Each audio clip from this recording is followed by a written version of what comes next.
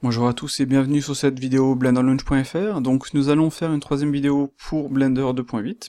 Donc actuellement le code quest s'est terminé, c'était la semaine dernière, et la plupart des devs sont maintenant rentrés chez eux et continuent, je pense, de bosser à distance sur Blender, mais ne sont plus tous à la Blender Foundation, qui a un nouveau bâtiment, etc. Ils ont fait des vidéos, allez sur YouTube pour voir un petit peu près tout ça.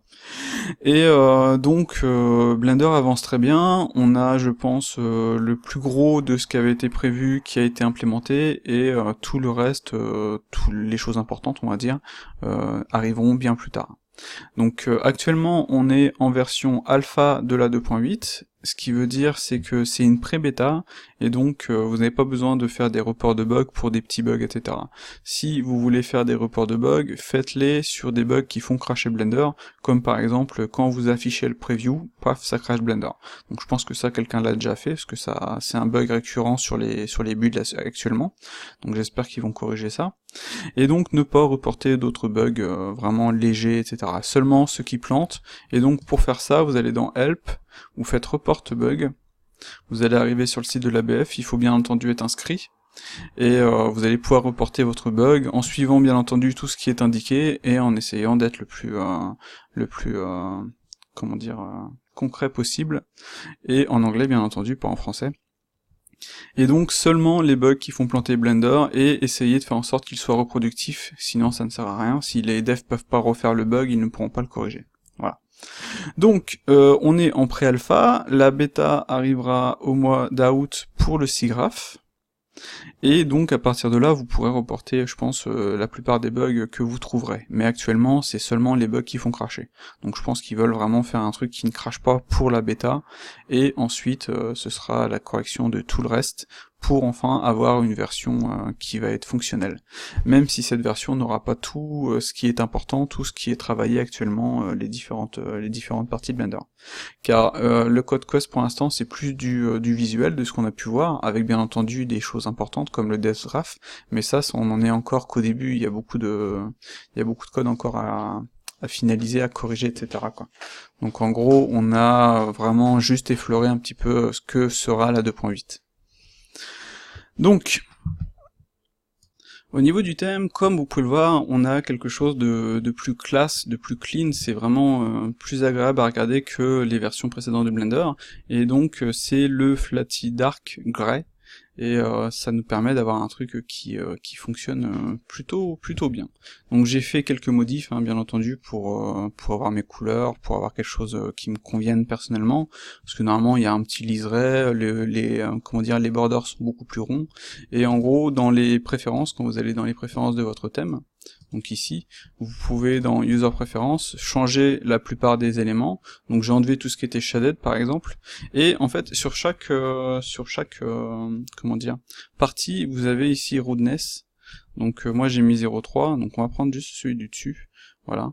Et normalement quand on le change, vous le voyez ici, eh bien si on passe à 1, on a vraiment quelque chose de rond, et à 0, quelque chose de vraiment carré. Donc là c'est plutôt sympa, on peut le modifier partout, on peut vraiment avoir ce qu'on veut. Il n'y a que dans les coins ici, quand on active par exemple, on met en tick, vous voyez, ils nous ont foutu un putain de round ici là qui est assez dégueulasse, donc j'espère qu'ils vont pouvoir l'enlever, qu'on puisse au moins le modifier, parce qu'actuellement il n'y a aucun paramètre qui permette de modifier ça quoi. Donc moi j'ai triché un petit peu, je suis passé en thin, et j'ai mis une couleur qui permette de ne pas le voir quoi. Donc ça dépend vraiment des gens. J'espère quand même qu'ils vont ajouter une option, ce sera plutôt sympa. Donc au niveau du thème, on a ce thème-ci qui est donc plutôt agréable à regarder, c'est moins flashy que le thème gris de la 2.79 qui est assez moche on va dire, et on a quelque chose de plus sympa. Au niveau, enfin du moins sur mon écran, les textes sont plus lisibles, on a vraiment quelque chose qui est agréable à l'œil, autant dans la grille, etc., etc. Donc bien entendu, il vous faudra éditer les paramètres, pour avoir par exemple, moi je mets de l'anisotropic filtering et du multisample à 8, pour avoir vraiment quelque chose de clean, même si on voit quand même encore un petit poil d'aliasing. C'est quand même tout de suite plus agréable, etc., etc., quoi. Donc la partie Solid OpenGL Lite, elle va sauter. Donc ça, je sais pas pourquoi ils l'ont gardé, mais ça va vraiment sauter. Et au niveau des options, vous avez, vous voyez ici un nouveau truc, Viewport Quality, donc ça augmente la qualité pour le mode solide, donc je ne sais pas vraiment ce que ça va, j'ai joué avec, je sais pas, ça change pas grand chose quoi. Voilà. Donc au niveau de l'interface, on a maintenant plein de possibilités. Quand vous allez lancer Blender pour la première fois, vous allez avoir ce manipulateur display là. Donc ça c'est vraiment pour les débutants ou pour ceux qui bossent avec une tablette par exemple, qui veulent vraiment utiliser Blender sur une tablette Windows 10 sans stylet, sans rien, enfin avec peut-être un stylet, mais je veux dire sans tablette graphique, sans souris, etc.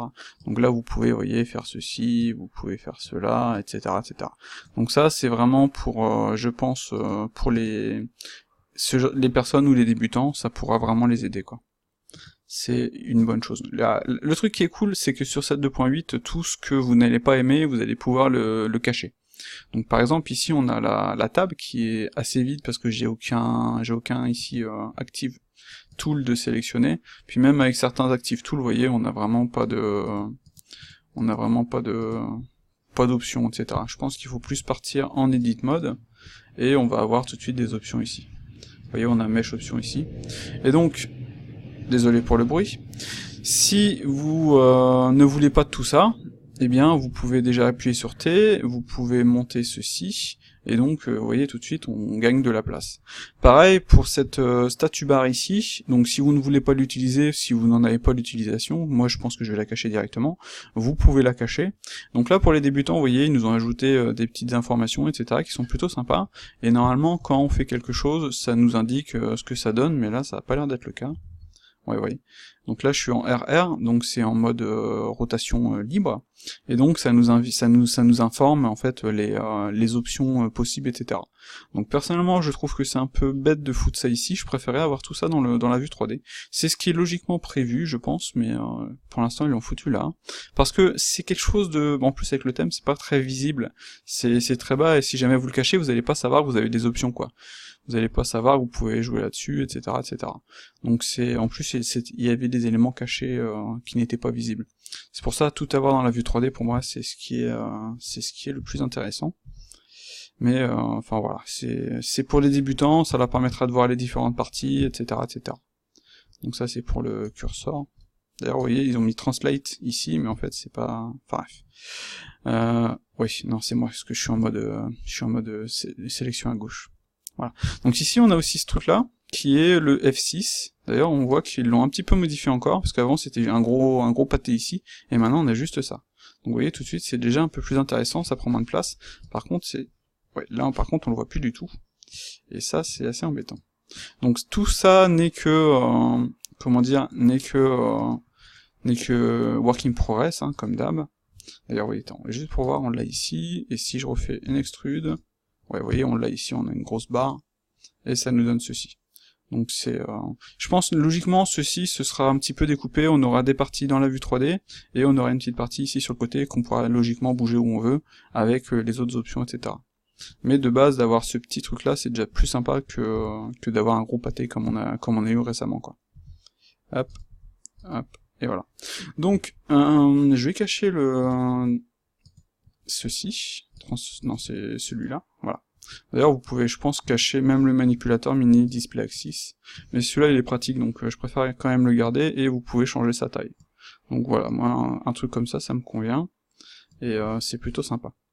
Donc on a le show splash, prompt kit, on a des autres options par rapport aux templates. Donc en gros, les templates, ça va être la possibilité de créer un Blender à votre sauce. Imaginons, il y a quelqu'un qui se fait un Blender spécial sculpt, avec des add-ons, avec un layout spécifique, etc., eh bien il va créer un template et il pourra le partager. Et donc vous pourrez, entre guillemets, utiliser le template pour faire la même chose. Donc je pense qu'on va avoir des templates pour tout ce qui est rotopo, sculpt, impression 3D, etc., et je pense que ça va être vraiment bien. Il y aura aussi un template pour débutants, avec seulement des outils pour débutants et tout. Un truc que j'aurais aimé avoir, c'est... j'avais eu ça dans un autre soft, qui était vraiment génial, c'était des tutoriaux dans le soft. En gros, tu fais lecture, par exemple, et le soft, il te permettait, enfin, il passait, par exemple, il arrivait ici, il y avait une petite info qui te disait, il disait de cliquer ici, tu cliquais, tu faisais le truc, etc., etc. Et je trouve que c'était vraiment, vraiment super, quoi. Et j'ai retrouvé ça dans aucun soft, et j'ai essayé de le proposer à la BF, mais je pense que c'est passé dans l'oreille d'un sourd, mais ça aurait pu être vraiment, vraiment pratique, quoi. Genre, pour extruder quelque chose, créer un cube, allez ici, ça vous montre ça, ensuite vous cliquez ici, clac, vous avez créé votre cube, donc là, attendez, je vais repasser, clac, mesh, add cube, et voilà.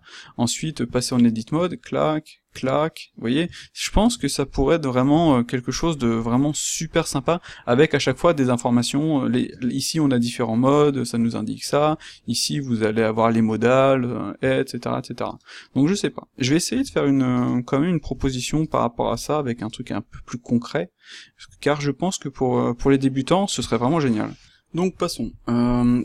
Ici, comme on est en edit mode, vous voyez, ils nous ont rajouté tout ce qui était vertex, edge face. C'était avant CTRL F. D'ailleurs, vous voyez, on l'a toujours, hein, CTRL V, CTRL C, non, CTRL E, voilà. Et donc, tout est ici, maintenant. Donc c'est plutôt sympa, par contre, on commence à avoir un petit peu moins de place là. Donc je sais pas, peut-être mettre une option pour collapser tout ça. Ça pourrait être sympa aussi, d'ailleurs, je sais pas s'il y a moyen. Header, collapse menu, bah voilà. Voilà, nickel. Comme ça, vous êtes sûr de pas être embêté si jamais vous n'en voulez pas. Et ça, c'est franchement une bonne chose. Comme on peut le voir, ils nous ont foutu les shaders ici et les comment dire, le snap ici. Précédemment, dans la dernière vidéo, le snap il était dans la comment dire, dans la top bar et il était tout à droite, etc. Ce qui était un peu con. Et donc là ils l'ont foutu ici, mais je pense que certains demandent de l'avoir au centre pour vraiment être au centre du taf, sachant que tout ce qui est shading, c'est pas le truc qu'on va utiliser aussi souvent que, comment dire, que le snap, donc peut-être moyen de switcher, je sais pas, on verra.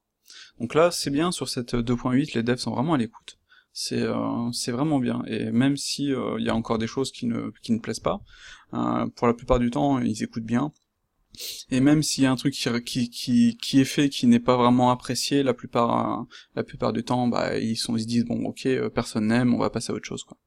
Donc c'est encore une fois une bonne chose. Et donc ici on a tout ce qui est shading, et avec ce nouveau truc là, qui est plutôt sympa, c'est en fait la possibilité de ne voir qu'un objet. Par exemple, si on veut que les mèches, eh bien on va décocher tout ça. Donc juste pour vous montrer, je vais ajouter d'autres mèches. Je vais faire Shift A à l'ancienne. Mesh, cylinder, donc voilà. Ensuite, on va prendre une courbe de Bézier. Là, je peux pas la sélectionner, faut que je passe en objet mode. Hop, non. Ah, attendez, je vais faire ça. Ma courbe, où qu'est-ce qu'elle est ma courbe? Alors, la courbe elle est là, elle est vraiment toute petite ou quoi? Ou elle est invisible? Ah, c'est moi, je suis bête. Voilà, donc, j'ai tout désactivé, donc... my bad. Donc comme on peut le voir, on a, vous voyez, les courbes ici, on va ajouter du texte, voilà, on va ajouter des empties, comme ceci, plein axe, voilà. Donc on peut soit cacher, soit mettre non sélectionnable, et donc là on ne va plus pouvoir sélectionner. Avec B par exemple, on ne va sélectionner que les autres éléments. Donc ça c'est vraiment un plus vraiment sympa qu'ils ont ajouté, qui n'était pas prévu, enfin je pense pas qu'il était prévu, mais c'est vrai qu'on a ça sur Maya, et c'est vraiment top. Donc visibilité et sélection, paf, et en fait il y avait un add-on qui permettait de faire au niveau de la sélection, mais ils nous ont foutu ça, et je trouve que c'est bien. Un truc qui serait vraiment bien, c'est de faire Shift, et de n'avoir que, en fait, celui-ci de visible, par exemple, et tout le reste caché. Vous voyez? Et comme ça éviterait de devoir se taper tout ça à chaque fois, quoi. Ça permettrait de tout de suite faire clac, et il y a que ça qui est visible, et tout le reste est caché. Même si c'est quand même facile de faire ça, quoi. Mais ce serait, je pense, un truc, et CTRL-SHIFT pour d'autres choses, etc., etc. Mais c'est vraiment appréciable, et je pense que les gens vont apprécier. Voilà. Donc, quoi d'autre? Ici, comme on peut le voir, ils nous ont ajouté, vous voyez, ceci c'est le panel, et celui-ci c'est pour le workspace, en fait c'est pour les add-ons, pour les templates je pense. Donc à voir, pour l'instant c'est relativement, comment dire, mystérieux. Donc celui-ci, ce sera en gros quand vous allez passer en sculpt mode, vous aurez ici maintenant toutes les options de sculpt, tout simplement. Voilà. Ce ne sera plus ici. En gros, ce panel-ci, ce sera en gros pour les brosses, et celui-ci, ce sera pour les comment dire, pour les préférences, ou alors vous les aurez aussi normalement ici. Donc en gros, le truc, ça va être ça. Ça va être, on choisit notre outil, on vient sélectionner ses paramètres pour lui donner les paramètres qu'on veut, on fait notre truc, et dans le viewport, on va avoir entre guillemets des valeurs qui vont nous permettre de modifier ces valeurs avec le F6. Donc imaginons, on va prendre par exemple en edit mode, on va faire une extrude. Si par exemple on choisit le mode extrude, ici on devrait logiquement avoir certaines options, on va plutôt passer sur l'inset, ce sera plus logique. On va avoir certaines options, on va choisir par exemple inset individual ici, et donc quand on va lancer le truc, on va avoir ce résultat-ci, et après, on aura logiquement dans le viewport en fait des valeurs qu'on peut modifier, et en plus du panel F6 pour pouvoir finaliser le truc. Et on aura la même chose ici dans le tool setting. Donc en gros, on va pouvoir sélectionner l'outil, lui donner les préférences que l'on veut utiliser, les modifier en temps réel dans le viewport, et finaliser avec le F6 si on veut, ou alors ici, etc. Donc je pense en fait ce qu'on va avoir ici, on va l'avoir aussi ici. Voilà. Donc c'est plutôt intéressant, je pense qu'on va avoir vraiment quelque chose de facilement, enfin de très accessible, et qui pourrait être vraiment bien. À savoir, c'est que par exemple là, comme ils l'ont foutu dans le panel, dans ce panel-ci, quand on est en Sculpt par exemple, eh bien il y avait un petit tips qui permettait de passer par exemple le property en total, vous voyez ici, et ou alors à l'inverse. Donc je pense qu'avec ce petit tricks là, ce serait plutôt sympa, et comme ça on pourra ne bosser que sur property, on aura le property ici quoi. Donc logiquement, en plus on pourra le foutre genre comme ceci, et donc on récupère un max de place, et en appuyant sur le raccourci, plaf, on passe le property en maxi quoi. Donc ça je pense que ça devrait le faire. Donc ici, ils nous ont séparé, vous voyez, les différents éléments, donc là ce sont les settings, ici ce sera tout ce qui est scène, voilà, et là ce sera tout ce qui est objet, data, etc. Et donc tout ça, ça va arriver ici, vertical. Parce que c'est vrai qu'actuellement, comme on va pouvoir foutre cette table-ci vraiment petite, bah pas trop, parce que vous voyez ici avec l'outliner, on peut pas diminuer tout ça, quoi. Donc comme on peut faire ça, eh bien tout ça c'est relativement un peu dommage, donc ils vont nous foutre ça vertical, et ça devrait être tout de suite un peu plus sympa, quoi. Donc cette 2.8 pour moi devient vraiment sympa, donc elle va être pour tout le monde, c'est-à-dire pour les débutants qui vont avoir tous les éléments visibles, etc., comme pour les, comment dire, les... oula, je me suis trompé de bouton, attends, c'est Ctrl-Shift-Space, non? Non, bon, je me rappelle plus, ce qu'ils ont... Ils ont fait un nouveau full screen, Ctrl-Space, non, ça c'était le paille de truc là, Ctrl-Shift-Space, non. Ou alors j'ai... attendez, Ctrl-Shift-Space, non, c'est pas ça. En fait, ils nous ont fait un nouveau full screen, etc. J'avoue que je me rappelle plus, puis c'est vrai que comme j'ai activé mes pailles menus, parce que c'est vrai que c'est relativement chiant de faire le truc enfin, ils ont encore changé le truc, en gros. Attendez, on va désactiver les pailles menus, juste pour vous montrer. Donc je vais aller dans Add-on, je vais désactiver ça. Voilà. Donc c'est normal, ça bug, hein, je les ai pas mis à jour, ils sont pas utilisables. Donc, normalement, Tab, ce serait logiquement pour sortir du mode. Donc je vais repartir ici. Peut-être qu'il faudrait que je redémarre, en fait. Je vais redémarrer Blender. Donc voilà, ça fonctionne. Si je fais Tab, je vais avoir ça. Et normalement, si on fait 1, 2 ou 3, vous voyez, on va passer sur le component qu'on veut, quoi. Donc après, je sais pas si on peut faire 1, 2, 1, 3, non. Non, vous voyez, ça c'est un peu dommage, ça aurait été bien de pouvoir faire 1, 2 en même temps, pour avoir les deux, ou 1, 3, etc. Je pense que ça nous permettrait d'éviter de devoir aller ici, pour choisir, bah non, même pas, là on peut pas. Faire Shift et faire ça, quoi, vous voyez. Donc ça dépend vraiment du truc. Donc je pense que cela va encore changer, donc là actuellement vous voyez Tab ça fait que ça, et c'est maintenant CTRL Tab pour aller sur les autres modes. Donc enfin personnellement je trouve que c'est je m'en fous personnellement. Je vais utiliser mes pailles menus, je refais mes pailles menus pour avoir vraiment ce que je veux.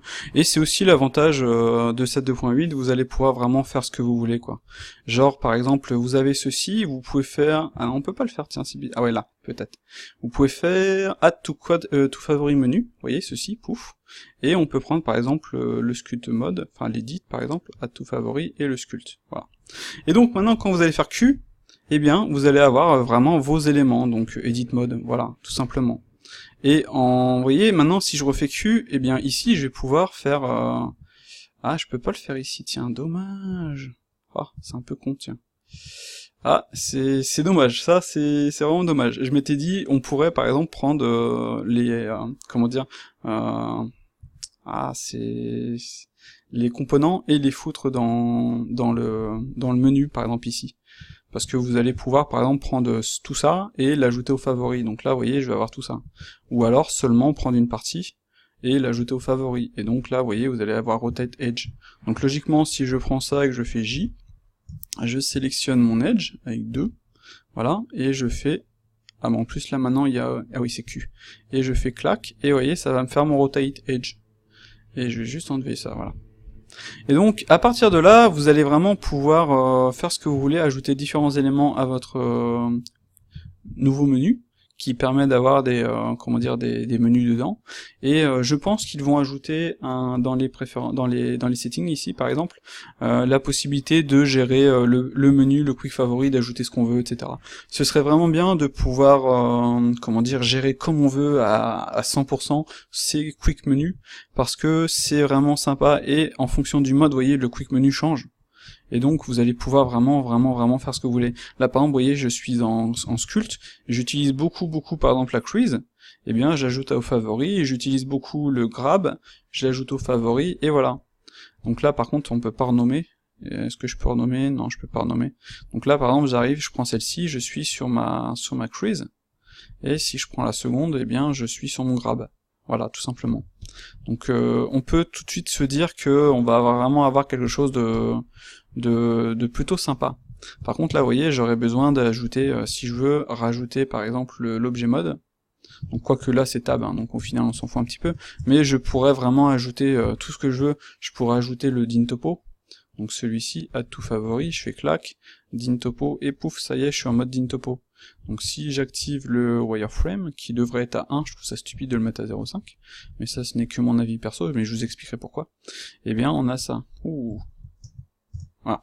Donc il y a quelques, comme on peut le voir, il y a quelques trucs à améliorer, quoi. Puis en plus on voit là, l'anti-aliasing est vraiment dégueulasse, quoi. Donc j'espère qu'ils vont vraiment continuer, enfin j'espère pas, j'en suis sûr. Ils vont continuer pour bosser tout ça, car c'est vrai que les overlays au final c'est sympa, mais ça, vous voyez déjà, ça a certaines limites, ça alourdit pas mal le viewport, et il y en a qui commencent à se plaindre de cet état de fait là, du fait que les overlays c'est cool, mais ça alourdit vraiment un max. Tiens, dans les options il y a un truc normalement à mettre, rotate around selection, ok, non c'est bon. Voilà. Donc là, vous voyez, je suis obligé de faire ça pour corriger le truc, quoi, mais logiquement ça devrait être corrigé, quoi. Et donc là, on est en dynamique topo, je peux utiliser mon petit truc et venir commencer à sculpter, quoi. Par contre, il faudrait que j'aille modifier la valeur, on va la mettre à 30, et ensuite il faut modifier ah, j'ai tout perdu. En gros, normalement, on doit pouvoir passer en dynamique topo, mais je sais pas si maintenant on va l'avoir ici, je sais pas où est-ce que je vais le trouver en fait, le dynamic topo. Pas dynamic topo, mais je veux dire le détail fluid feed. On a juste là l'optimize, mais le détail fluid feed, je le vois pas. Parce qu'actuellement on n'est pas en détail fluid feed. Oh, oh. Brush, sculpt, non, vous voyez, il y a pas de... On a plus l'option détail fluid feed. Peut-être ici. Non, bah non, c'est que c'était en fait dans les... C'était où? Je me rappelle même plus où c'était. J'ai tellement l'habitude de mes pages menus que certaines choses comme ça, je ne sais plus où ils sont. Normalement, on devrait l'avoir pas loin. Smooth shading, et detailing, symmetry, optimize, non. Non, bah je sais plus où est-ce qu'il est. Enfin, bref. De toute façon, quoi qu'il arrive, je pense que je referai tous mes add-ons personnellement pour qu'ils fonctionnent avec cette 2.8 en prenant tous les avantages de la 2.8 et vraiment en faisant quelque chose de comment dire, de plus smart possible, quoi, pour que ce soit vraiment simple. Enfin voilà. Donc là, comme on peut le voir maintenant avec Tab, avec le petit menu, le quick favori, etc. Et quand ils auront fini ce truc-là, je pense que ça pourrait être ce sera vraiment un très bon ajout à Blender.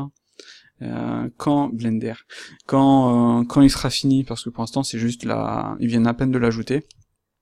Maintenant on peut mettre les menus, mais il faut vraiment qu'on puisse mettre ce qu'on veut, quoi, qu'on puisse renommer, qu'on puisse, là on peut juste, vous voyez, supprimer si vraiment on n'en veut plus. Clac. D'ailleurs je peux même pas le supprimer, il faut aller ici pour le supprimer normalement. remove, ce qui est un peu con d'ailleurs au final. Par contre celui-ci on peut, enfin bref. Donc je pense qu'ils vont le finaliser et vraiment faire quelque chose de sympa, et comme je disais, ça va vraiment être un plus pour Blender, ça va vraiment être beaucoup plus facile pour les gens qui aiment bien avoir des quick favoris, et ça c'est plutôt cool. Après il y a aussi, ça c'est Space, je sais pas si on reste appuyé ou Shift Space, non. Attendez, c'est Shift Space, voilà. Control Space, non. Ah ça c'est un menu, vous voyez, un mini full screen. Enfin non, c'est le tab. C'était le tab avant, quand on faisait ça sur le clavier numérique. Bref, d'ailleurs le Grease Pencil n'est pas visible.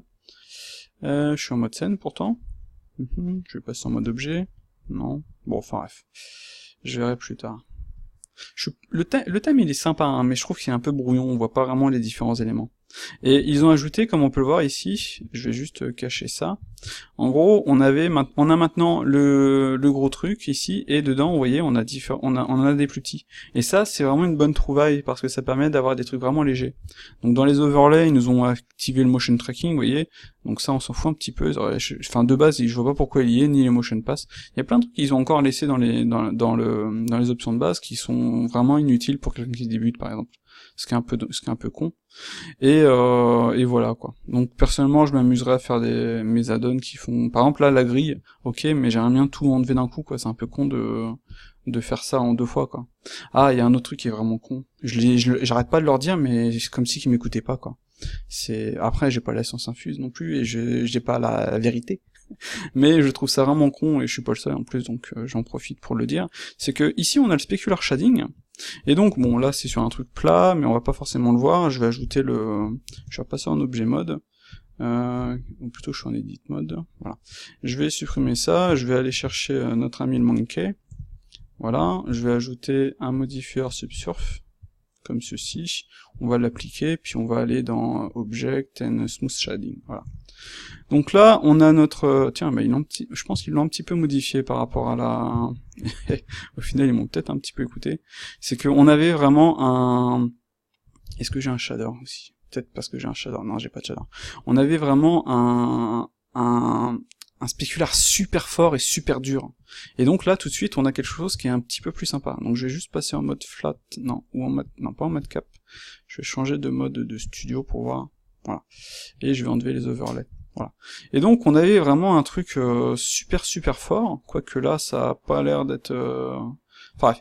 Et donc je disais, c'est un peu con parce que on est ici, on a le specular shading, mais on peut pas le régler. Il n'y a aucun moyen de le régler. Donc le seul moyen de le régler actuellement, c'est de faire un nouveau. Et bon, bien sûr ça nous fait planter Blender, merci. Je vais pas pouvoir vous montrer ça, un peu, c'est un peu dommage. Hop. Il aurait fallu que j'ai un shader ici. Enfin bref, donc j'ai un shader sur ma scène de base. Donc dans Viewport Display, c'est là qu'on va pouvoir jouer sur le specular. Donc ce qui est vraiment dommage quoi. Parce que c'est pas... Vous voyez, on avait un truc comme ça super fort quoi.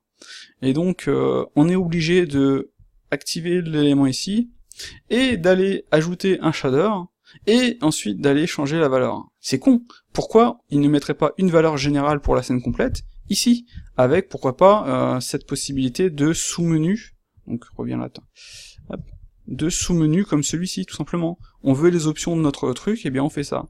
Donc on a ici notre spécular, ici on a un petit bouton, clac, ça nous fait un expand comme ici, clac, et on gère le spécular pour la scène complète. Or, ou si on a un shader par exemple, eh bien on le fait dans le shader si on veut. Ou alors ça prend les valeurs du shader et non pas les valeurs du display. Parce qu'il parlait de prendre les valeurs du shader et c'est pas vraiment le cas quoi. Donc vous voyez là j'ai mon shader, si je fais roughness, normalement ça changera rien. Pourtant ça aurait été un petit peu logique d'avoir la valeur du shader du modèle quoi. Enfin voilà, c'est pour moi un truc qui est un peu con, parce que c'est encore une fois un truc qu'on fait en 2 fois. Et faire les choses en 2 fois, personnellement, je suis pas fan. Et enfin voilà quoi, c'est mon avis perso. Il y a un autre truc qui est con aussi, c'est le même principe. Hein. Ici on a Shadow. Donc vous avez vos Shadows, je vais juste ajouter un... Hop là, je suis en Cycle je pense, ou en Eevee moi. Je suis en Eevee. Je vais ajouter un plan, un simple plan, je vais faire Scale, voilà. Je vais bouger ça. Voilà. Donc là, vous voyez, on a nos shadows, et on se dit, bah tiens, ce serait bien de pouvoir changer les valeurs du shadow, donc on va venir là, on fait, ah bah merde, y a pas moyen. Eh bien, il faut aller ici, normalement, cacher ce qu'on ne veut pas, et dans Viewport Display, là, on va pouvoir gérer les valeurs du shadow. Pourquoi les foutre ici? Pourquoi ne pas tout mettre ici, dans le shadow, avec un petit truc pour baisser clac, et ça nous affiche ça? C'est complètement con de devoir aller dans un autre menu pour, encore une fois, changer les valeurs. C'est 2 actions, même pas 3. On clique ici, on vient activer le truc, ensuite on vient ici, on clique ici, on vient nettoyer le truc, c'est un peu le bordel, et ensuite on peut changer notre valeur. Pour moi, c'est une perte de temps. Donc après, à voir si en Python, il y a moyen de prendre ceci et de venir le foutre ici, avec le petit menu qui va bien. Je pense que c'est faisable, et si c'est faisable, moi je vais faire des trucs comme ça, par exemple. Je vais prendre ce qui me fait perdre du temps, je vais tout foutre ici, comme pour, par exemple, ici, les overlays, la grille, bah je veux que si ma grille est cachée, bah tout soit caché, je m'en fous des axes. Mais encore une fois, c'est 2 actions au lieu d'une. Parce que quand on cache la grille, c'est vraiment pour tout cacher. Donc c'est vraiment pour faire ça. Mais on veut quand même garder, par exemple, le wireframe. Donc voilà. Ah oui, tiens, le wireframe.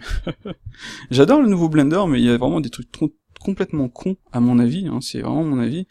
Et on va faire add, on va faire pour le loup là, tiens. Clac. Voilà. Donc sur lui, on voit pas vraiment de différence actuellement, mais si on ajoute une subdivision de surface, on va en ajouter 2, voilà. Donc ils nous ont fait ça, qui peut être sympa parce que quand on a des mèches, etc., ça fait l'effet par exemple. Mais non, non, en modélisation, non, je ne veux pas ça, c'est dégueulasse. C'est franchement dégueulasse. Je veux ça. Voilà. Comme ça, je vois si j'ai une merde quelque part. Je veux pas un truc graphique. Enfin, non. Je suis désolé. Ça peut être utile pour certains trucs quand il y a des gars qui ont des objets super balèzes pour faire l'effet. Mais même là, non. Non. Personnellement, je trouve ça dégueulasse. Je vois absolument pas l'intérêt. Donc pourquoi ils nous le foutent à 0,5 de base, quoi? Donc c'est complètement... non, c'est con. Ça peut être pratique, comme je disais, pour voir un modèle, voir la densité, etc. Mais non, quand on veut un modèle, on fait ça, ou alors on active l'Optimal Display qu'on avait avant, qui était plutôt sympa pour voir... D'ailleurs, vous voyez, l'Optimal Display a sauté, quoi. On va remettre à 0,5, on va voir si on va avoir notre... Bah non, vous voyez, on a perdu notre Optimal Display, quoi. C'est con. Voilà. Je commence à me plaindre. Mais ouais, non, franchement, je trouve ça complètement... Ça, c'est stupide. C'est aussi stupide que tout mettre en 2 parties, quoi. Mais il n'y a pas tant de choses que ça qui ne me conviennent pas pour l'instant sur Blender. C'est vraiment les seules choses sur lesquelles je bute jusqu'au moment où ils vont les changer. Donc là, pour le spécular, ils l'ont changé. C'est moins pétant qu'avant, quoi. Donc ça, c'est tout de suite une bonne chose. Donc après, ce serait bien qu'on puisse vraiment ne pas avoir ajouté un shader pour changer ça. Bref, je me répète. Donc ici, vous voyez, on peut tout désactiver, etc. Donc ça, c'est bien. Par contre, après, il faudrait qu'ils fassent des overlays pour, si on désactive, par exemple ça, on garde quand même, par exemple, le wireframe, si on veut, quoi. Donc normalement, on va pouvoir avoir des presets quand on va pouvoir passer différentes parties, différents éléments, etc. Pourra vraiment lancer, par exemple, parce que actuellement, pour faire un vrai mode wireframe, vous êtes obligé d'aller en mode X-ray, par exemple, un truc comme ceci. On va désactiver les shadows, on va désactiver ça. Le outline, on n'en a pas besoin. Qu'est-ce qu'on devait changer aussi? Donc ça, voilà. Passer le X-ray à 0. Vous voyez, ça fait vraiment beaucoup de choses pour voir le mode, quoi. C'est beaucoup d'actions, quoi. Vous allez vouloir les changer à chaque fois, etc. Donc on va avoir la possibilité d'avoir des presets, et ça va vraiment être sympa, quoi. Donc si vous vous demandez ce que c'est, par exemple là le studio c'est en gros les maps HDRI que vous avez ajoutées, par exemple ici. Vous voyez, en mode shading. Et quand vous allez passer ici, vous allez avoir le même, donc c'est le même principe, quoi. Donc je préfère quand même le mode, honnêtement, le mode ici OpenGen Lite. On a vraiment plus de possibilités, et là on est vraiment limité. Vous pouvez pas vous créer un éclairage spécial, c'est mort, c'est fini. Vous pouvez plus faire ça, et ça c'est vraiment dommage. Donc vous allez avoir des matcaps, vous allez pouvoir ajouter vos matcaps, mais c'est tout, quoi. Les matcaps, ça c'est limite. Et pareil, un matcap, bon, vous pouvez vous amuser à faire ça. Ils vont peut-être ajouter d'autres options par la suite pour changer la couleur. D'ailleurs, on peut changer la couleur du matcap logiquement. Si je fais ça, vous voyez, le matcap, il prend une autre couleur. D'ailleurs, oui, j'ai remis du bleu. Oh, oh. Voilà. Mais c'est limité, c'est pas GG, quoi. Donc après, vous pouvez faire du random, mais encore une fois, attends, je vais désactiver l'X-Ray. Voilà, je vais désactiver ça. Hop là. Alt H maintenant pour tout désélectionner. Je vais désactiver le wireframe. Donc vous voyez, on a du random, mais on n'a plus le moyen comme avec les OpenGL-Lite, de gérer notre éclairage vraiment comme on veut, quoi. Et ça, c'est pour moi une régression. Voilà. Donc, je voulais parler de quoi? Ouais, les outlines, c'est juste pour ajouter un outline sur nos différents éléments. On a les random color ici, si je passe ici, ça nous donne ça. On a les shadows. Donc les shadows, c'est sympa, mais ça fait ramer pas mal Blender. Ce serait bien de pouvoir ajouter avoir des options au niveau de nos shadows, tout simplement. Vous voyez, je suis obligé de venir ici. Et on a cette valeur-ci qui n'a pas l'air de changer. Donc ouais, ça change ça. Ouais, je sais pas. Shadow shift, sûrement le déplacement verticalement, peut-être. Je sais pas. Donc ça, c'est nos shadows. Donc c'est quand même mieux qu'avant. À un moment, c'était vraiment, j'avais vraiment des bugs, des big bugs, mais là, c'est tout de suite mieux, quoi. Donc il va falloir activer le wireframe et on va avoir ça, quoi. Donc ce serait bien aussi, par exemple, dans le random, de pouvoir choisir un thème de couleur. Mais je pense qu'ils y ont pensé, ça aussi. Donc on verra par la suite. Donc voilà, on a parlé un petit peu de tout ça, on a l'outline, ici on a les overlays. Donc comme je disais, il y a des choses qui ne servent à rien, donc je vois pas pourquoi ils les activent. On a le grid floor, wireframe, outline selected, 3D cursor, on peut cacher le texte ici. D'ailleurs, je vois pas pourquoi le texte est ici, aussi, parce que, quoi qu'on peut cacher manipulator, mais ouais, je pense que le texte, ça devrait plus être dans les prefs. Même si c'est visible ici, mais c'est plus, c'est le même principe que ce truc-là. Donc logiquement, ça devrait être dans les prefs, quoi. Ça, c'est top. Et on a, vous voyez, les nouveaux trucs, ici, si on crée une nouvelle transform, on va l'avoir ici, et je pense que ça, c'est pour la renommer automatiquement, ou pour la supprimer. Donc c'est plutôt pas mal.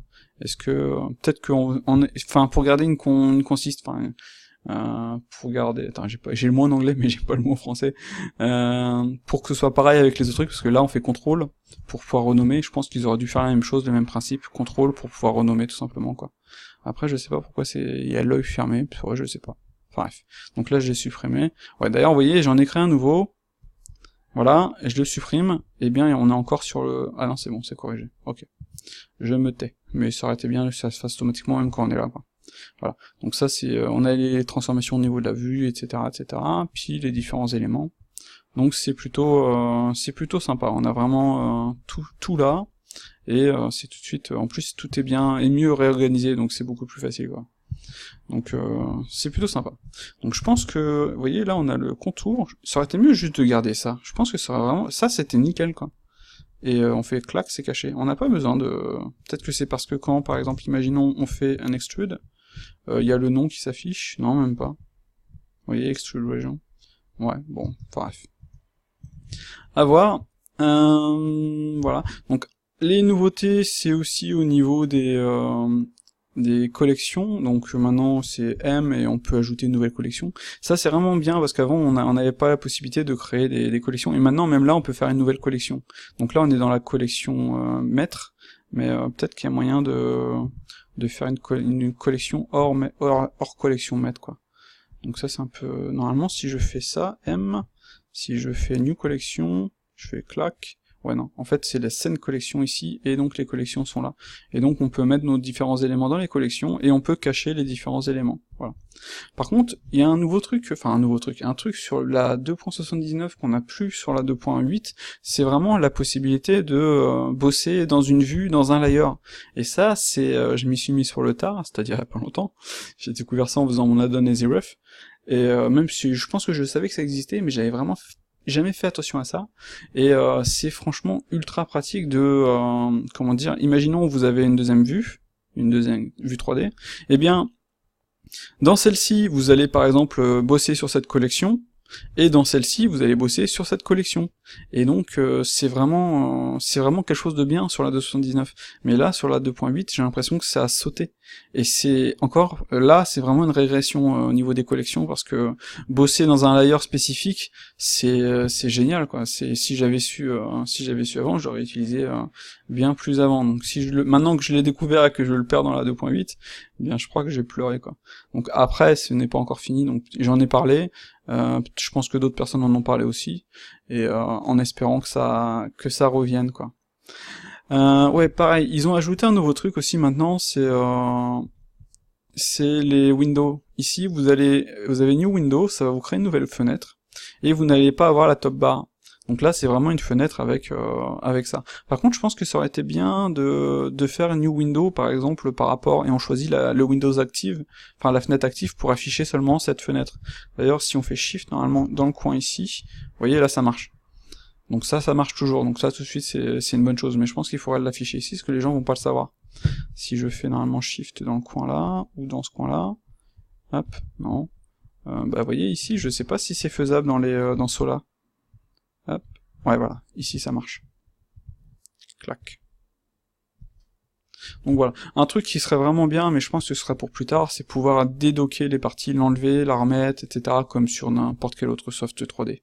Donc il y a que Blender qui fait pas ça maintenant. Donc on verra par la suite. Donc les collections, c'est sympa, on peut cacher les collections dans la vue, on peut cacher les collections quand ils sont linkés, on peut cacher les collections au rendu, on peut ne pas sélectionner une collection, donc là par exemple, vous voyez, celle-ci, je peux plus la sélectionner, etc., etc. Après, il y a d'autres choses c'est pas encore fini, donc il manque des choses par rapport à 279 qui étaient bien. Donc il y a Yuri, un gars super doué d'ailleurs sur Blender, qu'on a parlé aux devs et tout, donc on verra ce qu'ils vont nous sortir, quoi. Donc ici, vous voyez, on peut choisir maintenant les différents éléments. Ici, on a notre recherche. Ici, on peut, vous voyez, éditer les options de l'outliner. Voilà. Ici, c'est pour créer des collections rapides. Donc si je me mets dans scène collection, par exemple, vous voyez, je vais créer des collections très rapidement. Et c'est plutôt sympa. On peut normalement supprimer la collection ici. Voilà, tout de suite. C'est plutôt bien, quoi. Donc voilà. Quoi d'autre. Ah oui, pour les Windows, il y a quand même quelque chose qui manque cruellement, c'est le fait que quand on crée par exemple une nouvelle fenêtre, comme ceci, eh bien les fenêtres ne soient pas... Lâche-moi toi. Les fenêtres ne soient pas, entre guillemets, parentées au niveau de la sélection. Imaginons, vous fermez Blender, donc celui-ci sera encore visible, ce qui est un peu con. Et si vous sélectionnez celui-ci, eh bien l'autre il est caché. Ce qui est encore con. Et ça, on en a parlé, bon, il y a eu un lever de bouclier des Blender users, j'en veux pas, etc. Et ces gars-là, franchement, c'est les pires. Franchement, n'importe quel autre soft fait ça. Quand vous ajoutez une fenêtre par-dessus votre logiciel, eh bien, elle reste toujours visible. Et bah pas Blender, et en plus dans l'outliner, enfin pas dans l'outliner, mais dans votre dans la barre des tâches Windows, eh bien vous ne savez pas laquelle est laquelle, et ça c'est con. Pareil, si vous avez par exemple un Blender ici et l'autre ici, eh bien si l'autre est caché et vous allez faire ça, eh bien bon là ça marche comme ceci, mais vous voyez, elle passe pas en premier plan. Eh bien en plus je suis obligé de faire ça pour que ça fonctionne. Ça c'est un truc Windows en fait. Et eh bien, quand on fait ça, normalement, si on la clique, eh bien, l'autre devrait apparaître, et l'autre devrait apparaître comme ceci, et lui comme cela. Et ça, ce serait logique. Si on ferme celle-ci, ça se ferme, mais si on ferme celle-ci, et qu'elle a des enfants, eh bien, ces enfants-ci devraient être fermés aussi. Et bah non, pour l'instant, on a eu une levée de bouclier assez hallucinante par rapport à ça. J'avais juste demandé ça avec certains gars sur BA, même mettre ça en option, hein, parce que sur Linux normalement il y a pas de souci, mais sur Windows, même mettre ça en option, c'était niette quoi. Non, Blender il est bien comme il est, on le change pas quoi. Ça, ah putain, j'avais envie de les claquer les gars quoi. On demande juste une option quoi, et non, je crois qu'on a fait 4-5 pages, le post a été bloqué pendant 3-4 fois, à cause juste de ça quoi.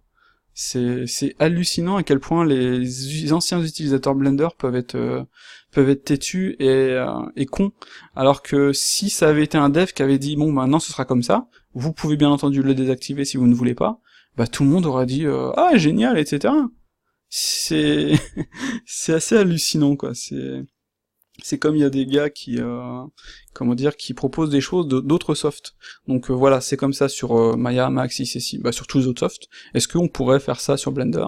Non, on va pas changer Blender, Blender est tel qu'il est, faut apprendre à l'utiliser tel quel, tu souffres et tout, quoi. Ok, d'accord les gars.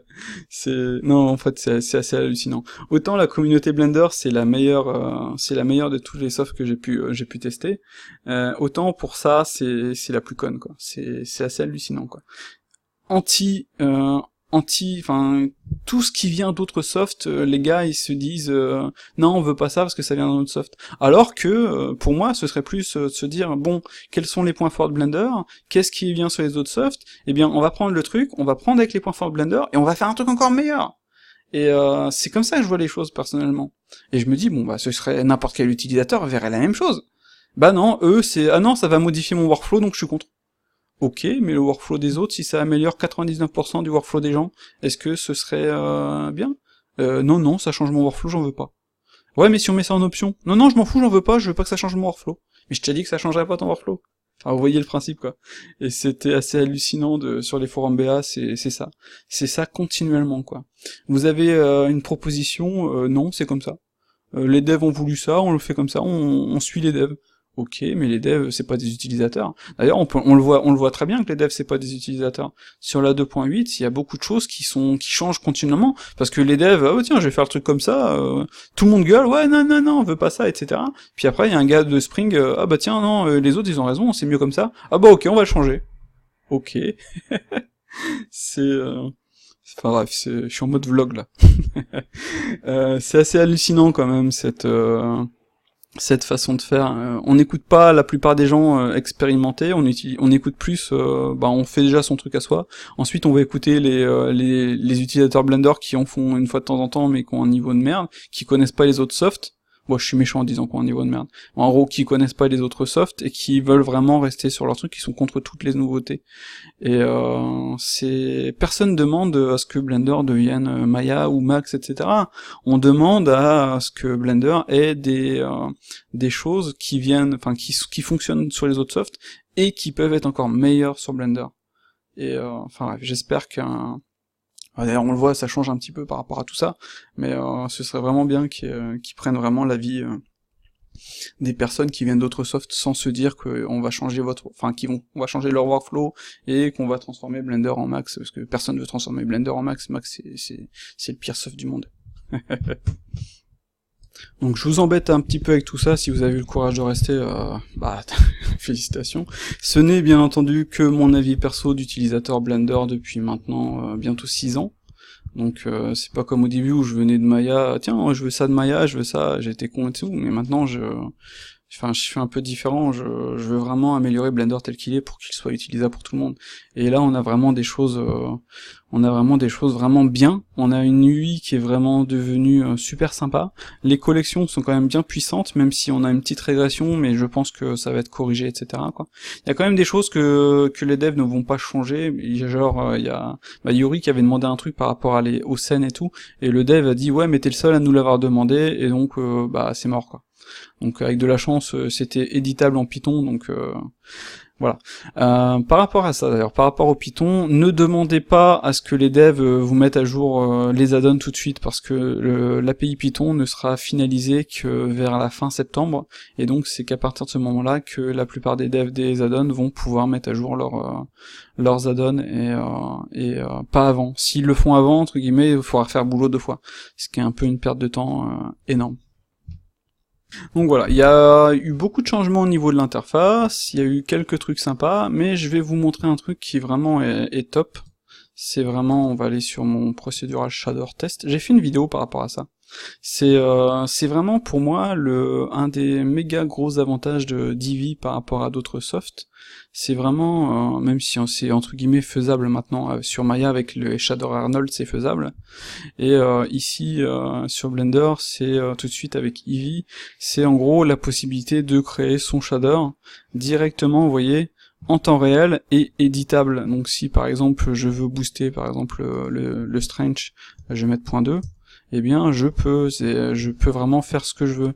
Et pour faire un shader, c'est vraiment entre guillemets super fastoche quoi.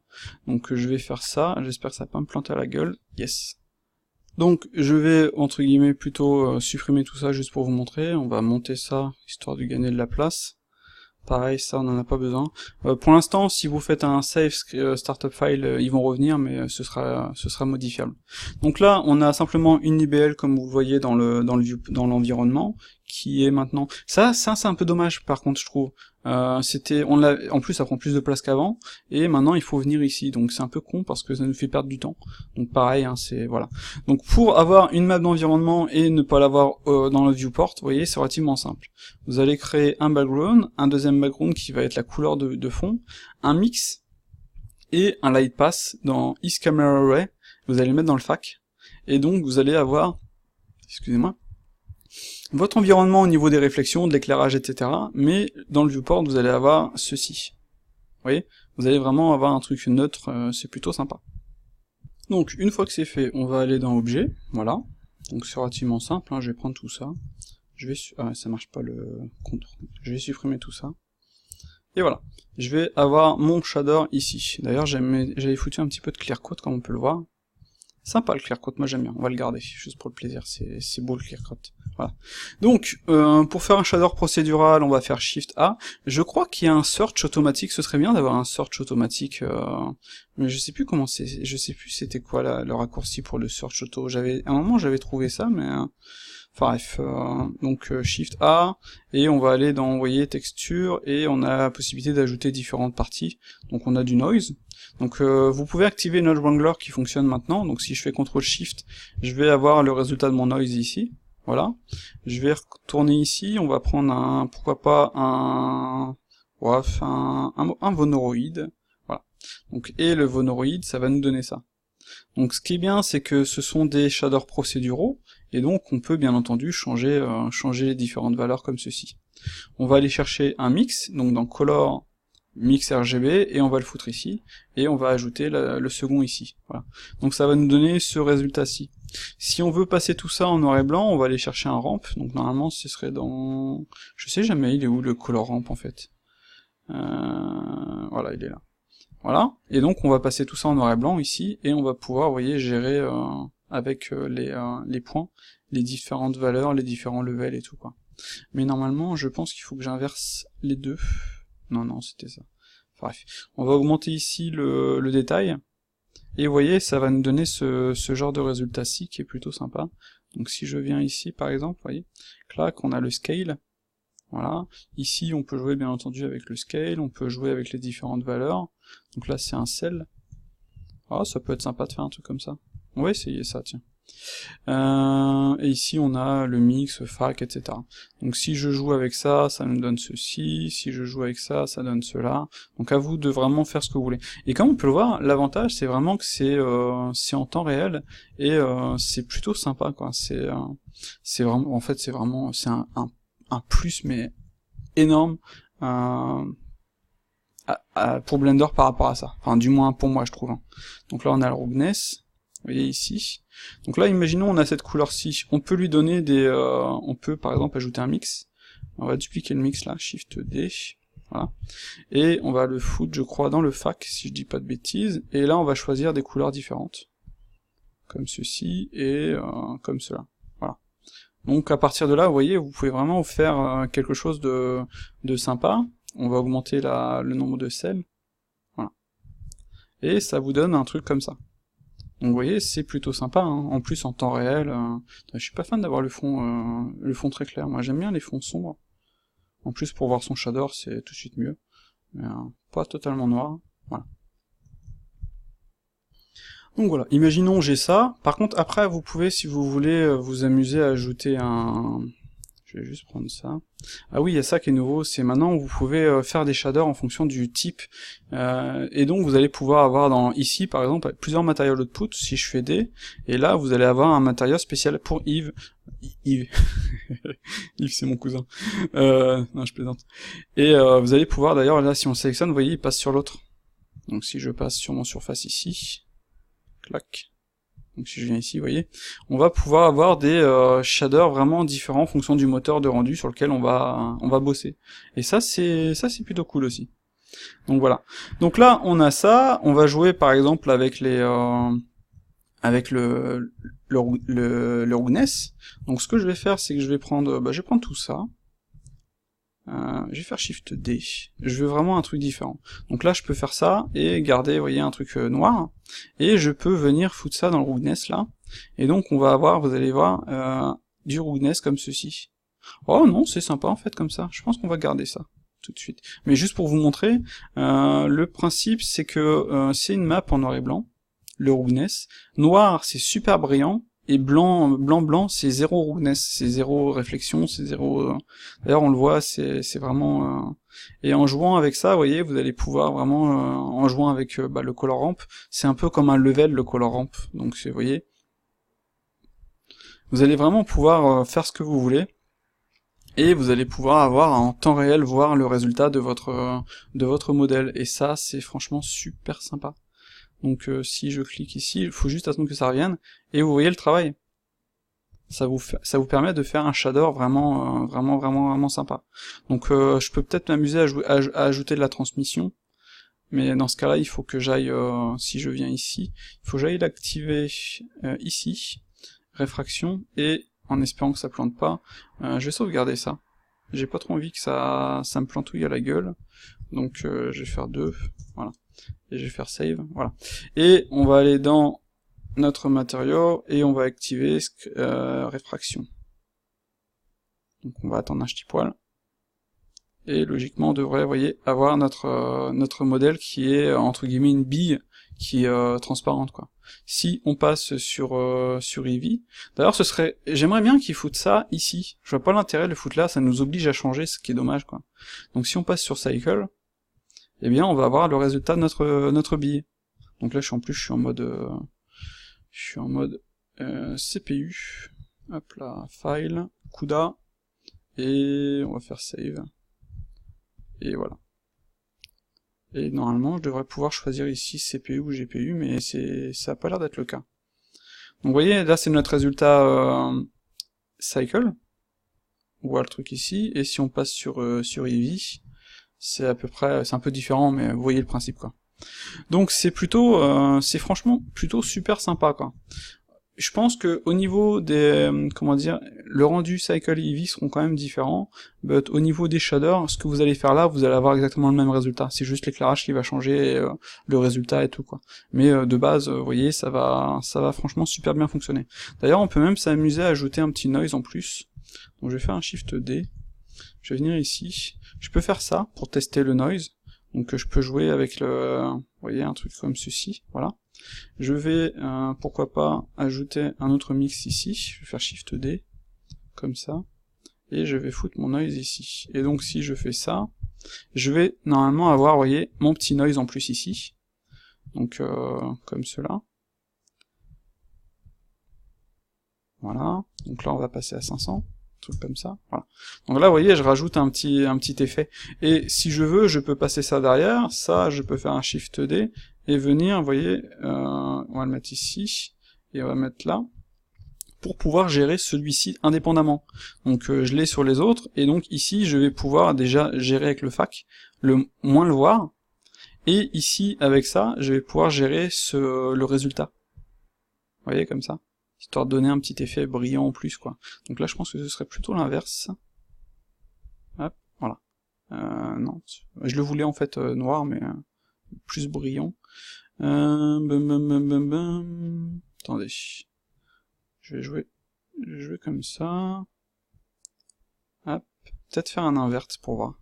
Shift A, search, et on va taper invert. Je garantis pas que ça me donne le résultat escompté. Ouais, non, ça me donne pas ce que je veux.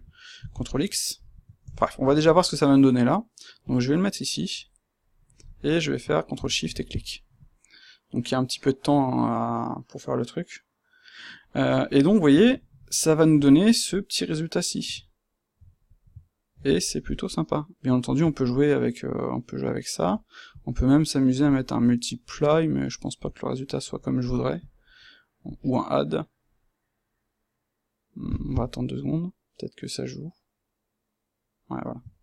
Ouais, non, ça change pas grand-chose, quoi. Enfin bref, à vous de faire je joue pour vraiment avoir ce que vous voulez.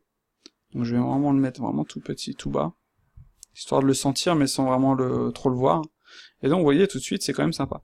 Donc en gros, tout ça c'est procédural, tout ça c'est éditable, vous voyez, et c'est vraiment super cool, quoi. Enfin, personnellement, je trouve ça vraiment super cool. Surtout, jouer avec tout ça en temps réel. On va ajouter un petit bump en plus, donc on va dupliquer celui-ci, par exemple. On va faire Shift A, Vector, Bump. Et on va connecter notre bump ici. Et on va connecter le color sur le high, ici, voilà. Donc, on va avoir notre bump super fort, logiquement.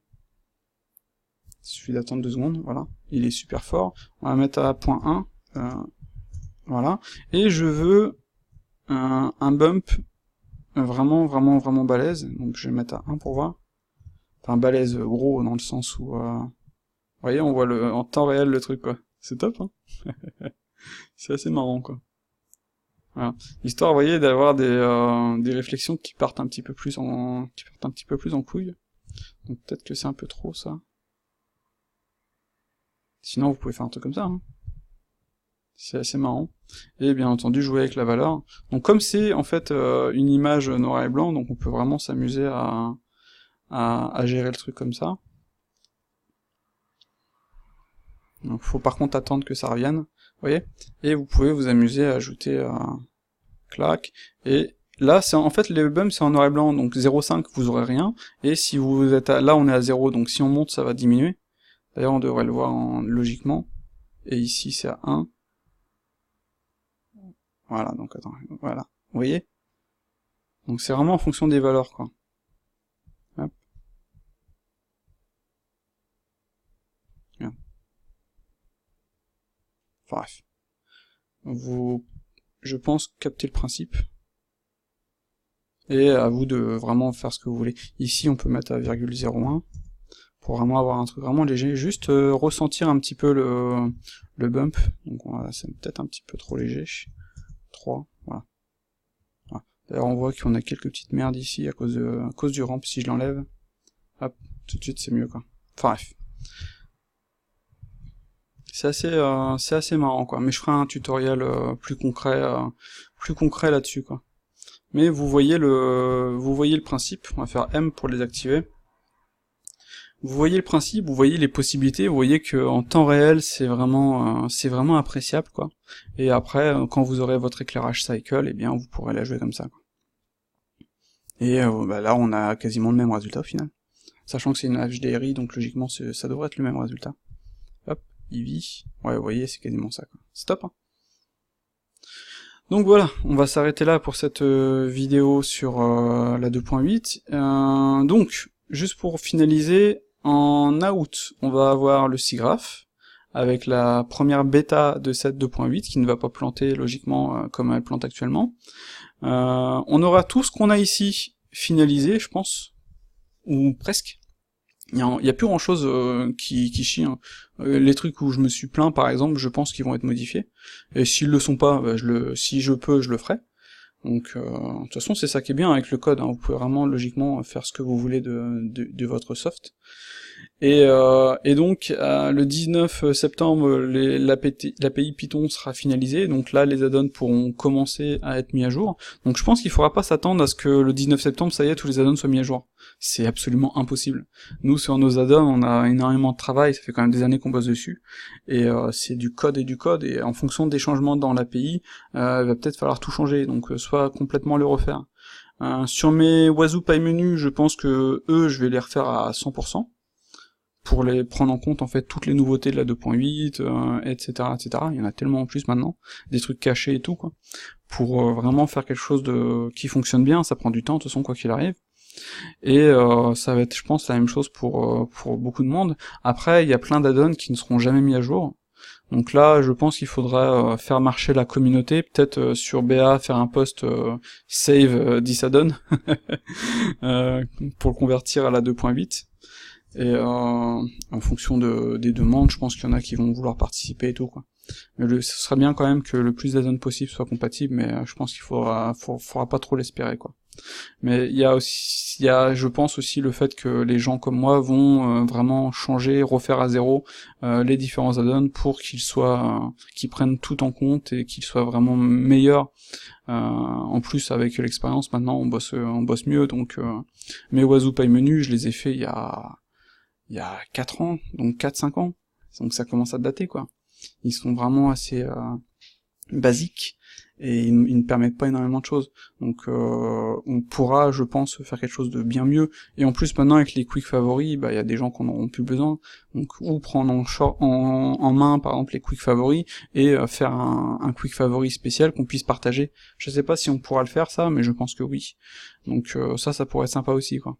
Donc voilà, il y a plein de possibilités, il y a encore beaucoup de taf sur la 2.8, il y a Blender 101, donc 101, avec les templates, comme je vous disais à un moment, il y a énormément de choses, il y a l'Udim qui va être refait, et donc qui dit Udim dit painting, qui dit painting dit refaire toute la partie painting de Blender, donc ça va être important aussi, ça va être du gros taf, ça va prendre du temps, ça va pas se faire tout de suite.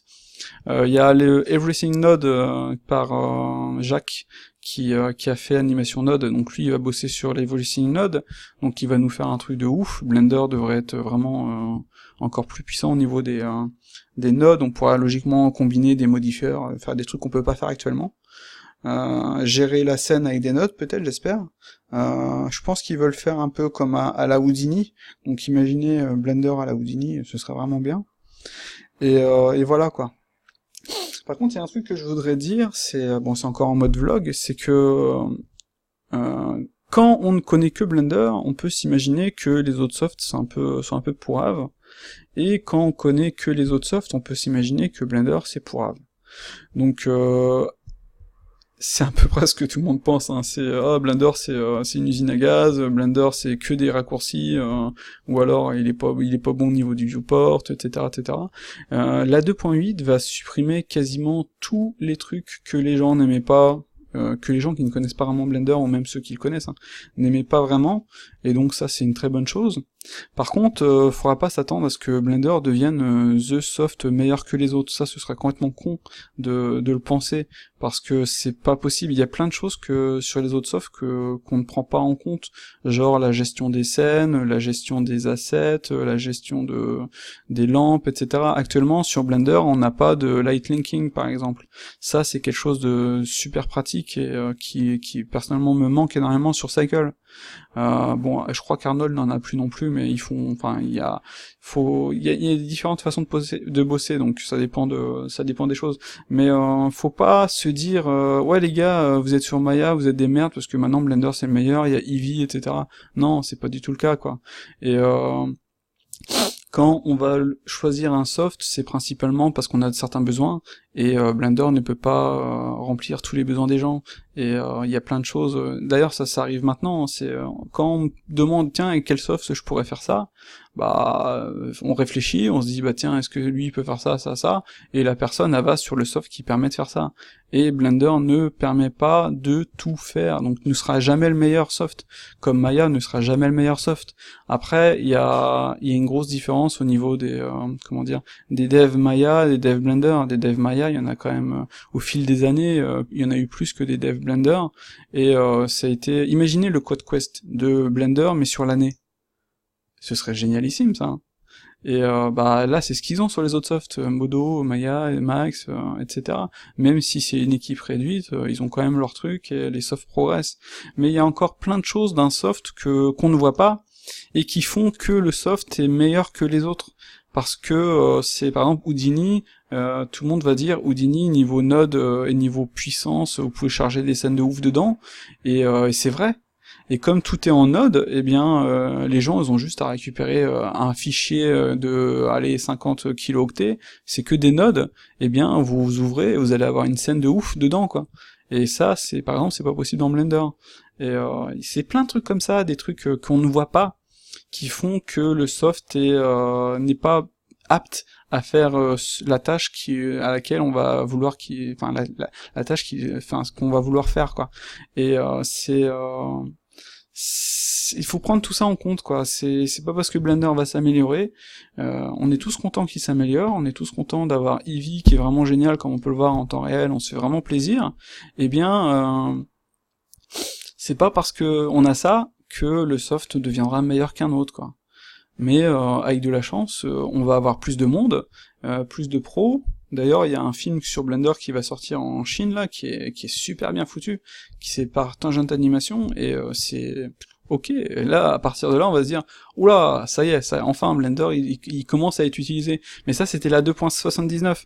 Alors, imaginons, tout ce qu'ils ont développé, d'ailleurs, à Tangent, ils l'ont dit, tout ce qu'ils ont développé va aller dans Blender, et bien, tout ce qui est OpenVDB, etc., un truc super important que la plupart des utilisateurs ne connaissent pas. Et c'est des choses qui bloquent. Et, enfin, qui bloquent l'adoption de Blender, parce que, voilà. Et tout ça, plus on aura de pros qui vont arriver sur Blender, plus ils vont développer, plus ils vont payer pour avoir des choses, plus on aura de développeurs, et donc peut-être que dans quelques années, eh bien, le CodeQuest ne sera plus nécessaire, parce qu'on aura assez de, comment dire, de fonds de développement pour engager, l'ABF, pour engager des devs à l'année et améliorer le soft. Parce que là, on l'a vu en quelques mois, le soft, il a été boosté, mais de tous les côtés, et c'est génialissime. Et tout le monde, je pense, espère avoir un CodeQuest par an, même si c'est pas forcément possible, parce que les devs, ils habitent au coin du monde, ils ont pas envie non plus de, comment dire, de voyager tous les ans pendant 4 mois, et quitter leur famille et tout, quoi. Enfin, bref, je pense que l'avenir de Blender est radieux, dans le sens où le soft supprime toutes ses lacunes au fur et à mesure. Là, on a enfin le vector displace, on a l'Udim qui arrive. L'Udim, c'est un truc super important. C'est, comment dire, moi, personnellement, faire mes modèles sans Udim, je peux pas. Donc, je suis obligé d'utiliser, par exemple, Redshift sur Maya pour pouvoir sortir ça. En plus, on va avoir maintenant Redshift sur Blender. Alors ça va être encore une fois un truc génialissime. Et les gens ils vont dire, ouais, mais non, on a Cycle. Mais ouais, mais non. Redshift est plus évolué que Cycle, Redshift est utilisé sur des films, des publicités, à la totale, même si Blender et Cycle le sont aussi, c'est pas la même chose. Enfin, maintenant, il y a Breach qui revient, donc peut-être qu'il va booster Cycle et on aura plus besoin de Redshift, mais c'est quand même une très très bonne chose, parce que les gens sur Maya et tout, ils ont très vite adopté Redshift, parce que c'est un très très bon moteur de rendu, qui est très rapide, qui est très facile à prendre en main, il n'y a pas beaucoup de, comment dire, de paramètres à modifier. En plus, on a des overrides au niveau des... Imaginons, vous faites votre rendu, vous allez sortir les passes. D'ailleurs, actuellement, on peut pas, sur Blender, ce qui est un peu dommage, c'est de voir dans votre dans le frame buffer, en fait, voir les différentes passes au fur et à mesure. Et comme vous allez pouvoir voir les passes, eh bien, vous allez pouvoir voir quelle passe, en fait, a beaucoup de grains. Et donc, vous allez pouvoir avoir un override et améliorer, entre guillemets, monter les samples de cette passe-ci pour que votre rendu ait moins de grains sur cette passe-ci spécifiquement, quoi. Et ça, c'est un truc que Cycle ne peut pas encore faire, et donc c'est un truc qui fait gagner un temps fou. Ça vous permet d'optimiser votre scène en améliorant seulement les endroits qui sont les endroits nécessaires. Et Cycle peut le faire, mais il faut pas dans le soft en lui-même, faut sortir les passes, faut les vérifier, etc., etc. Ensuite, faut utiliser le branched pass tracing. D'ailleurs, vous voyez, il a été supprimé, donc maintenant on a pu... Ah, je suis dans Eevee. Sampling. On a le pass tracing, on a le branched pass tracing, et c'est là en fait que vous allez changer les samples. Mais là, dans Redshift, c'est dans le soft en lui-même, enfin c'est tout de suite, vous avez pas besoin de sortir les passes et aller vérifier, quoi. C'est automatique, et c'est plutôt sympa. Enfin bref, le moteur est super rapide, franchement, moi je le surkiffe. J'ai fait une vidéo qui montrait la différence entre Redshift et Cycle, on est vraiment pas loin, hein. C'est la même chose, hein. C'est juste que Redshift est 10 fois plus rapide que Cycle. Et ça, quand on est sur une prod, c'est super important. Donc avoir Redshift sur Blender, c'est un gros plus. Et il faut pas se dire, non, on s'en fout, on a Cycle, on n'en veut pas. Non, ça c'est con. Il faut se dire, ah, cool, un moteur de rendu en plus, qui fera venir des pros, qui donneront pour le développement, qui feront qu'on aura plus de devs, qui feront que Blender va s'améliorer, et c'est un effet boule de neige. Plus on a de monde qui s'intéresse au soft, plus on a de fonds, plus on a de demandes, plus on a des choses, importantes qui viennent, comme l'OpenVDB qui devrait arriver, etc. En fait, l'OpenVDB, c'est pour tout ce qui est fluide, fumée, etc., qui vient par exemple d'Houdini, parce qu'Houdini, c'est le top par rapport à ça, et même pas, y a pas que ça, y a attends, c'était quoi l'autre ? ah merde, je me rappelle plus du nom, je suis désolé. Enfin bref, il y a un autre soft pour les fluides et tout, et ils exportent en OpenVDB, les softs comme Maya et tout, les lisent sans souci, mais pas Blender, donc, mais ça va arriver. Et ça c'est cool, parce que Tangente Animation bosse sur Blender, font des films maintenant avec, ils ont eu besoin de ça, et bien voilà. Pareil pour le Cryptomate, ils ont développé le Cryptomate qui va arriver dans Blender, mais pas dans la 2.8 là maintenant, ce sera pour après. Pareil pour l'Udim, pareil pour l'Everything Node, etc. Donc là dans cette version de Blender, on va voir ce qu'on a là. Donc tout ça, avec Eevee, avec les améliorations du CodeQuest, etc. Et seulement par la suite, on va vraiment avoir les trucs qui feront la différence. Qui feront que Blender sera beaucoup plus utilisé qu'avant. Qui feront pas que Blender est meilleur que les autres, il va juste se mettre à niveau des autres. Et bien sûr, il y aura des choses qui seront intéressantes, comme Eevee, etc., que les autres n'ont... Enfin oui, ils ont un petit peu, mais pas de la même manière, quoi. C'est parce que le viewport de Maya, le viewport 2.0, il a quand même le displace adaptif que Blender n'a pas. Et DirectX 12, il est plus performant, etc., etc. Et pareil, sur Modo, il y a par exemple un viewport avec des shaders, sur CKD, etc. aussi. En gros, tout ce qu'on voit sur Blender, ce n'est pas nouveau. Sur Maya, par exemple, vous pouvez regarder, taper Maya Viewport 2.0, démo, et vous allez voir des trucs de ouf, avec du displace, etc., des normal maps en temps réel, etc. Et ça, ils l'ont depuis longtemps. Ça fait depuis 2003, un truc comme ça. Non, 2013 peut-être, je dis bêtises. Enfin bref. Et vous pouvez voir que c'est bien sur Blender, on est content, on fait joujou, mais ça existe déjà sur les autres softs. Et là, tous les trucs comme Udim et tout, Udim c'est vieux, c'est ultra vieux. Et Udim c'est le fait de, quand vous avez un objet, vous avez un espace UV, et vous allez mettre vos UV dedans. Et bien Udim c'est le fait de pouvoir avoir plusieurs espaces UV les uns à côté des autres et même au-dessus des autres, pour pouvoir, entre guillemets, avoir plus de détails sur votre mèche. Imaginons, vous avez un dragon à faire, ou un crocodile, un truc avec plein de détails de ouf, et vous allez vous dire, je vais foutre ça sur une map en 16K. Donc déjà, vous allez être limité à 16K, parce que votre PC, il va pas gérer plus. Alors qu'en Udim, vous pouvez avoir 8 x 8 maps 4K. Imaginez ce que ça fait. Et le soft, il va vous lire tout ça en 2 secondes, en 2.2, et ça va être code, quoi. D'ailleurs, je pense qu'ils ont ajouté un truc en plus, je sais pas si on va l'avoir là, dans texture, je crois que c'est dans input, image texture, est-ce que vous voyez image texture ici? Non, peut-être pas. Texture coordinate, texture, image texture, ouais, on a un plus maintenant ici, ça c'est plutôt cool. Donc vous pouvez créer votre nouvelle texture ici, clac clac, et pouf, ça y est, vous avez votre texture. Avant, il fallait aller dans l'éditeur et tout, quoi. Mais on a plein de trucs comme ça qu'ils ajoutent. Je pense que la plupart des gens voudraient bien avoir la vue de la texture aussi. Ça, ce serait cool.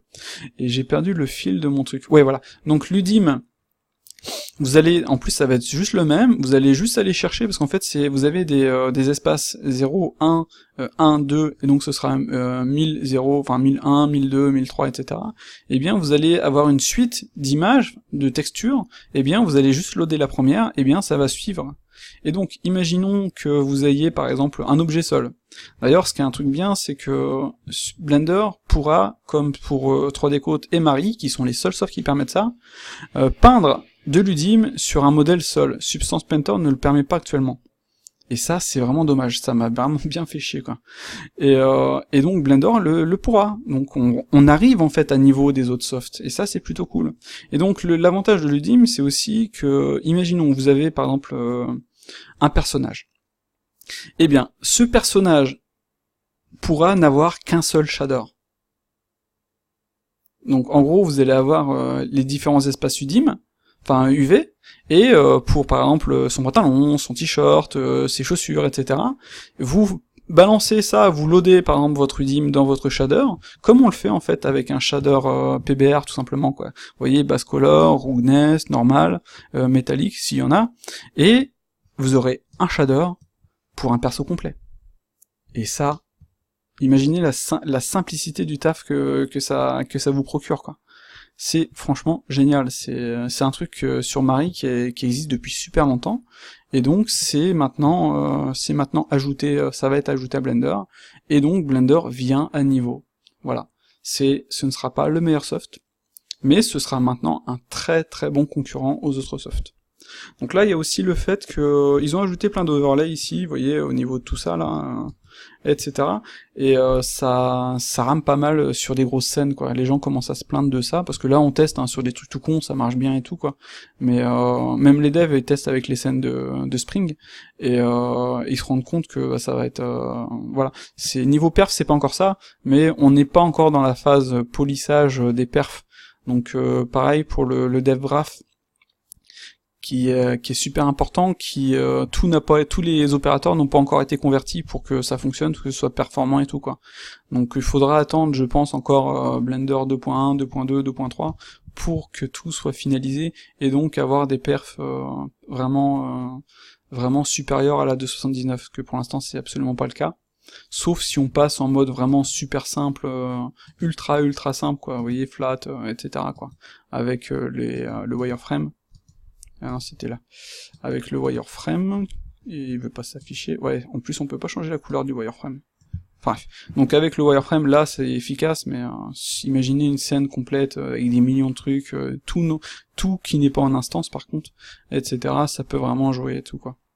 Donc voilà. En plus, je suis en train de perdre ma voix. Donc je suis désolé, cette vidéo c'était beaucoup de blabla. J'ai beaucoup donné mon avis.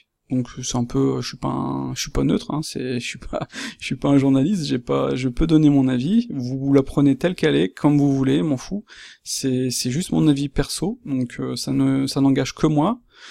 Pour moi, cette 2.8 va être un très grand cru, ça ouvre des portes vraiment, énormes pour tout ce qui est pro, etc. On a des possibilités qu'on n'avait pas avant avec les shaders Eevee, etc. On se fait vraiment plaisir au niveau des shaders en temps réel. Franchement, je surkiffe ça. C'est génialissime. C'est ce qu'on demande. On a même plus besoin de se faire chier à faire un rendu. On fait ça en temps réel et ensuite on lance le rendu à la fin, quoi. C'est génial.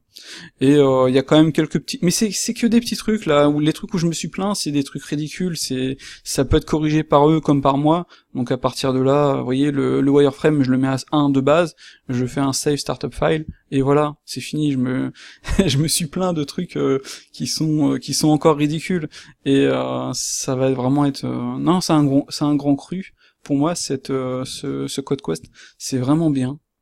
Blender ne va pas être meilleur que les autres, il arrive seulement au niveau des autres, et c'est déjà super bien. Donc voilà, c'est tout, c'est top, je suis content, c'est cool.